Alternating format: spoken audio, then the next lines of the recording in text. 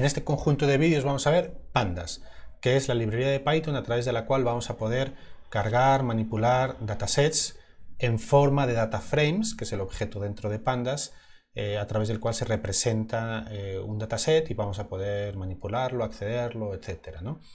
Un data frame es algo un poquito más general de lo que es un array de NumPy.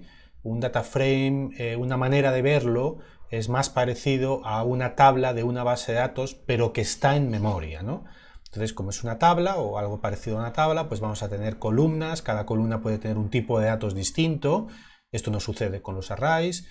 Cada columna puede tener nombres. Vamos a poder tener índices más generales de las filas de una tabla. En fin, es una generalización. Nos va a permitir hacer cosas adicionales mucho más acorde a lo que nosotros hacemos cuando, sobre todo, hacemos todos los procesos de limpieza y carga y limpieza de datos con datasets en problemas reales, ¿no? Entonces, estamos con el notebook el 2.4. Como siempre, hay que ejecutar la primera celda para tener los recursos locales. En concreto, bueno, aquí tenéis esta hojita de información que tiene como las funciones más comunes que uno hace en Pandas, todas recogidas ahí en una hojita, que está como bien. En los recursos locales, al copiar los recursos locales, hay ciertos datasets que están incluidos, son datasets públicos, para ilustrar los ejemplos que tenemos en este notebook, ¿no? Entonces, fijaos que cuando se hace la carga, cuando se ejecuta la primera celda, se crea una carpeta local, aquí, que se trae desde GitHub, desde el repositorio de GitHub, se crea aquí dentro del entorno de Pandas, dentro del entorno de Colab, y aquí dentro de Data hay distintos datasets que usamos a lo largo del curso, ¿no? Por ejemplo, hay uno que se llama internetfacebook.dat, ¿no? El comando head, bueno, aquí si pinchamos, Google, el Colab tiene un pequeño visor de archivos de texto. Si fuera un archivo CSV, él nos lo muestra, o sea, es un archivo de formato CSV, pero bueno, por la razón que sea, la extensión del archivo es .dat. Pero bueno, aquí vemos que tenemos una cabecera y tenemos 3 columnas y todas las filas pues tienen como 3 datitos, ¿no? El comando de Unix head me da la parte inicial, las primeras 10 líneas de un archivo. El wc, que es word count, me dice que tiene 34 líneas, en fin, palabras y caracteres. Y dentro de Pandas yo tengo muchas utilidades para cargar, incluso grabar distintos formatos de archivos, ¿no? De hecho, aquí vamos a leerlo con el read CSV, que es esta función que nos lee el formato CSV. Pero fijaos que tenemos aquí en la compleción, fijaos que tenemos ciertas conjunto interesante de funciones para leer desde distintos archivos, Excel, bueno, HDF se usa mucho, JSON, para leer de una base de datos, SAS, SPS, en fin. Hay distintos tipos de archivos, de funciones a través de las cuales podemos cargar como un data frame en memoria, es decir, como una tabla en memoria, datos que pueden estar en archivos de distintos formatos, ¿no? En este caso usamos un CSV y una vez que tenemos un CSV lo cargamos y obtenemos un data frame. Fijaos que df es algo de tipo data frame, es un objeto específico de Pandas, es un data frame y podemos ver, bueno, esto es un dataset súper pequeñito, 35 filas, con lo cual aquí ya lo vemos todo. Fijaos que las columnas tienen nombre. Por defecto, Pandas asume que la primera columna, la primera fila del dataset define cuáles son los nombres de las columnas. Esto puede no ser así, incluso si miráis la ayuda pd-read-csv, si miráis la ayuda del comando, el comando tiene un montón de parámetros, por ejemplo, para definir cuál es el delimitador de campos, que normalmente es una coma, pero podría ser un punto y coma, un espacio, otra cosa. En fin, todo esto son los distintos tipos de opciones que nos permite el read CSV, pues para poder admitir una cierta variedad de CSVs que a veces pues tienen ciertas líneas blancas al principio, tiene cabecera, no tiene cabecera, las columnas son tales, son de otra forma, en fin. Y por ejemplo, una de las opciones es cuál es la columna que yo quiero usar como índice para las filas, ¿no? Entonces aquí, fijaos que ese es un data frame que tiene, los data frames tienen el shape, por supuesto, tenemos un data frame que tiene 33 filas y 2 columnas. Fijaos que aunque el VC daba 34, el 34 es porque la primera fila es el nombre de las columnas, ¿no?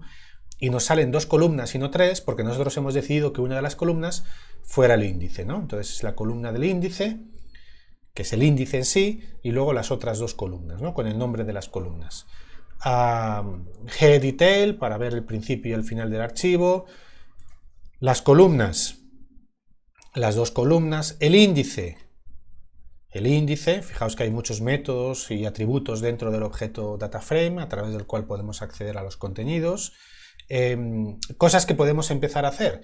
Podemos arreglar, por ejemplo, el país, el índice, porque tiene este nombre.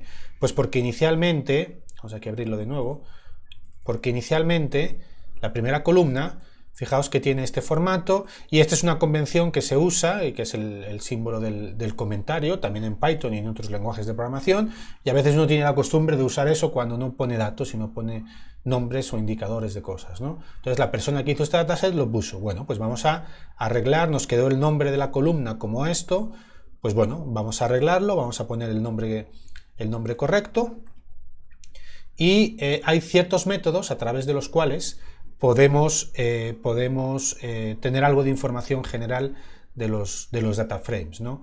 Describe nos da información sobre las columnas numéricas. Acordaos que cada columna puede tener un tipo distinto, por lo que no necesariamente todas pueden ser numéricas, pero bueno, nos dice que esta columna tiene 33 valores, es decir, todas las filas tienen un valor, porque puede haber valores nulos que no haya. Ahora vamos a ver un ejemplo. El promedio, la desviación estándar, cuantiles, mínimo, máximo, ¿no? O el info, que me da también un resumen un poquito con otro tipo de información, los nulos, los no nulos, es decir, equivalente a este 33, pero también el tipo de la columna, ¿no?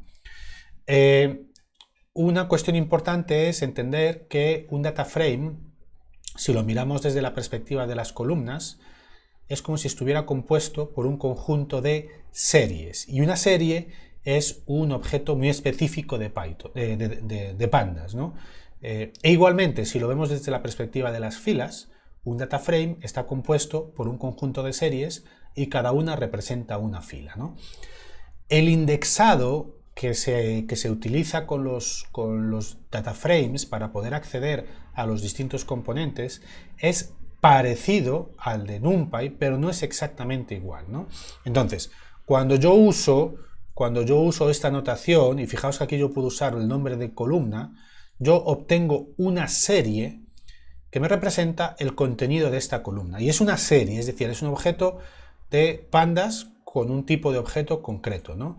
Y si miro la serie, fijaos que son los valores, pero también me guarda el índice, ¿sí? Entonces el índice es como si fuera una columna de una base de datos que comparte el índice con el resto de las columnas de la base de datos, ¿no? Y la columna tiene un tipo concreto, ¿no?